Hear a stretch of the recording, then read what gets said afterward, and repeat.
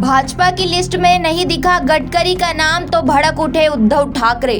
BJP ने लोकसभा चुनाव के लिए 195 उम्मीदवारों के नाम का ऐलान किया है और इसमें सबसे ज्यादा 51 नाम उत्तर प्रदेश से है। इस लिस्ट में प्रधानमंत्री मोदी से लेकर राजनाथ सिंह, स्मृति ईरानी, अमित शाह समेत जो भी बड़े नाम थे वो सब शामिल है, लेकिन नितिन गडकरी का नाम नहीं शामिल है, जिसके बाद शिवसेना यूबीटी चीफ उद्धव ठाकरे का गुस्सा फूट पड़ा है और उन्होंने पीएम मोदी पर जमकर अपनी भड़ास निकाली है।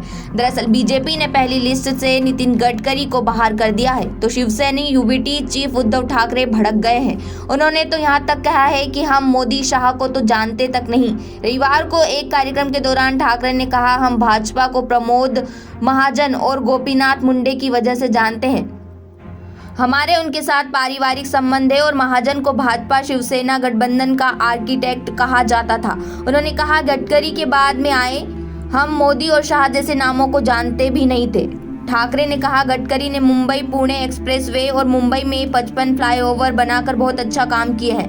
वे कद्दावर भाजपा नेता हैं, लेकिन उनका नाम उम्मीदवारों की पहली सूची में नहीं है। उन्होंने जबकि आय से अधिक संपत्ति के मामले में फंसे कृपाशंकर सिंह का नाम लिस्ट में होने पर हैरानी जताई है। ठाकरे ने कहा कि दिल्ली में सरकार बनाने में महाराष्ट्र अहम रोल अदा करता है। यही वजह है कि पिछले चुनाव में भाजपा और शिवसेना ने 42 सीटें जीती थी। बताते चले आगे, उन्होंने दावा किया कि महाराष्ट्र की सीटों के बगैर एनडीए 250 सीटों का भी आंकड़ा पार नहीं कर पाएगी। उन्होंने कहा कि इस बार भाजपा ने नारा दिया है कि अब की बार 400 पार, लेकिन मैं कहता हूं कि अब की बार भाजपा तड़ी पार। उन्होंने कहा कि वह मोदी के नहीं बल्कि तानाशाही के खिलाफ है। उन्होंने कहा, हमें लोकतंत्र चाहिए और इसलिए हम एक विकल्प पेश कर रहे हैं। हमारे बीच मतभेद हो सकते हैं, लेकिन हम साथ लोकतंत्र बचाने के लिए आए हैं। उन्होंने मणिपुर मुद्दे पर भी पीएम नरेंद्र मोदी से सवाल किया।